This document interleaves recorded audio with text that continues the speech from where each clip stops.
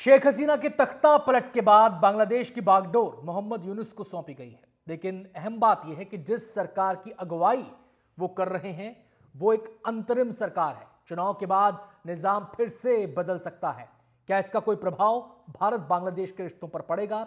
अहम बात यह है कि भारत और बांग्लादेश के रिश्ते कई धागों से बंधे हुए हैं। इनमें एक डोर इतिहास की है, एक डोर व्यापार की है और एक डोर भूगोल की है। लिहाजा भारत की अनदेखी शायद ही बांग्लादेश की कोई सरकार कर पाए।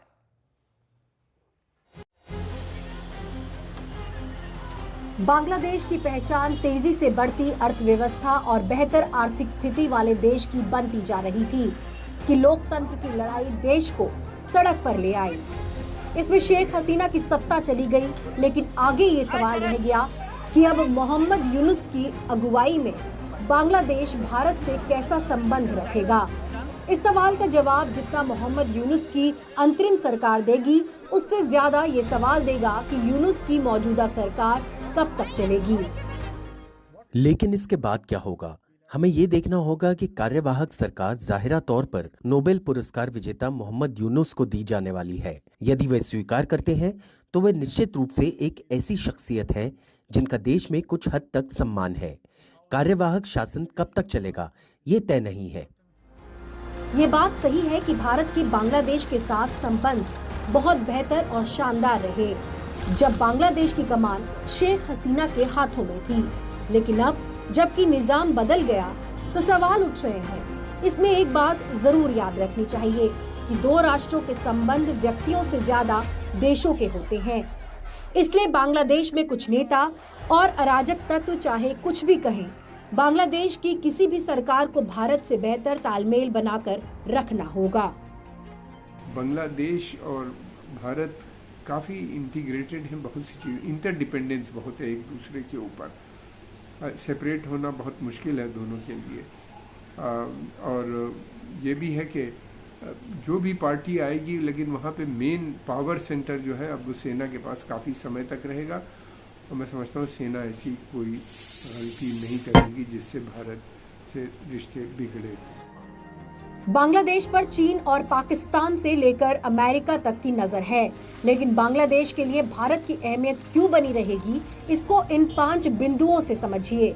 पहला पॉइंट ये है कि अगर बांग्लादेश का दुनिया के सामने स्वतंत्र वजूद है तो इसके पीछे 1971 में भारत की दिल खोलकर की गई मदद है।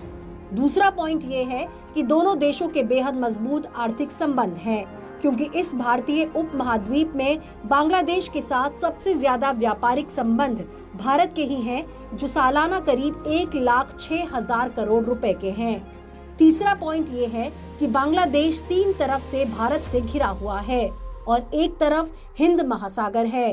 दोनों देशों की सीमाएं 4,096 किलोमीटर तक मिलती हैं, जो दुनिया का 5वां सबसे बड़ा लैंड बॉर्डर है। ऐसे में बांग्लादेश भारत से दूर नहीं रह सकता। चौथा पॉइंट, नदियों को लेकर भी दोनों देशों की साझी विरासत का है। ऐसी 54 नदियां हैं जो भारत और बांग्लादेश दोनों देशों में बहती हैं। हालांकि दोनों देशों के बीच 2 ही नदी संधि हो पाई है, जिसको आगे बढ़ाने की चुनौती और जरूरत से दोनों देश कन्नी नहीं काट सकते। 5वां पॉइंट, ऊर्जा के क्षेत्र में बांग्लादेश की भारत पर निर्भरता है, क्योंकि बांग्लादेश को भारत से 2000 मेगावाट बिजली सप्लाई होती है। और छठा पॉइंट, बांग्लादेश का पहला परमाणु ऊर्जा केंद्र है जो रूपपुर में बन रहा है और भारत की मदद से बन रहा है। भारत में बांग्लादेश की ये निर्भरता दोनों देशों में मजबूत संबंधों की बुनियाद बनी रह सकती है।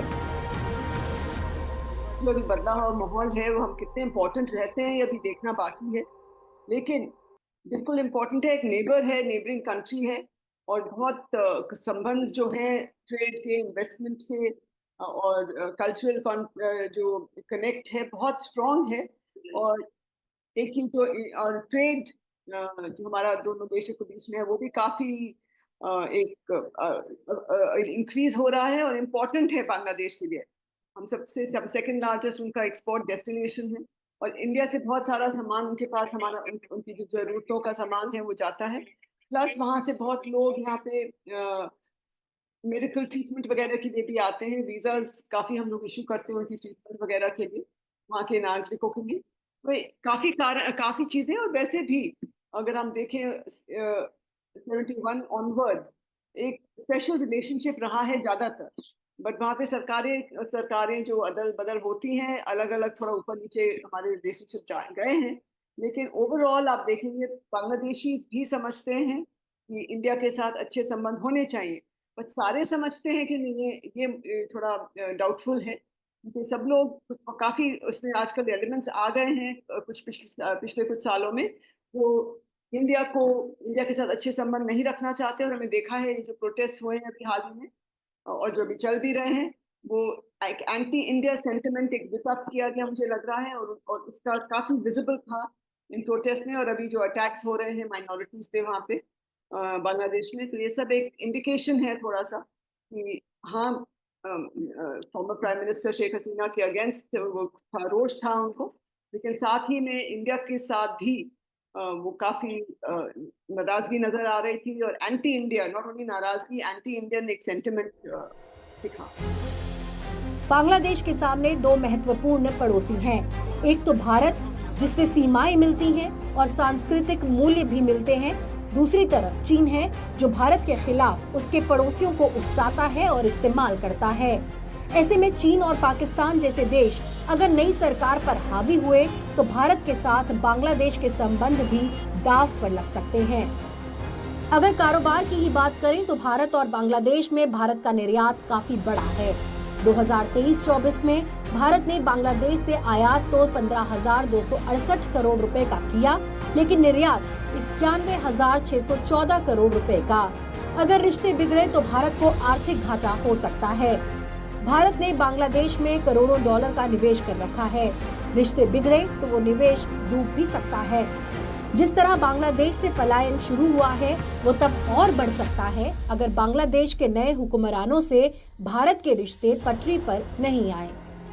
बांग्लादेश में भारत विरोधी कुछ आतंकी गुट सक्रिय रहते थे, जो पिछले कुछ दिनों से दबे झुके थे, लेकिन अब हालात बदल चुके हैं। जमीयते इस्लामी के ताकतवर होने से दोनों देशों के रिश्ते आतंकवाद के मुद्दे पर बिगड़ सकते हैं। भारत और बांग्लादेश के संबंध 1971 से ही काफी प्रगाढ़ हैं। बाद में लोकतांत्रिक सरकारें बनी तो ये संबंध और मजबूत हुए, लेकिन मोहम्मद यूनुस के साथ दूसरे बांग्लादेशी नेताओं का रुख भारत विरोधी रहा तो इनके संबंधों पर प्रश्न चिन्ह लग सकता है। शेख हसीना कांड के बाद भारत बेहद सतर्क है। उसकी पहली झलक तो 5 अगस्त को ही दिख गई थी, जब संसद में विदेश मंत्री एस जयशंकर ने हालात की विवेचना की। We are in close and continuous touch with the Indian community in Bangladesh through our diplomatic missions. There are an estimated 19,000 Indian nationals there, of which about 9,000 are students. The bulk of the students, however, have already returned to India in the month of July on the advice of the High Commission. अब सबकी नजर मोहम्मद यूनुस पर है कि वो अपने अर्थशास्त्री वाले रूप में रहेंगे या खांटी राजनेता बनेंगे। Bureau report, NDTV India.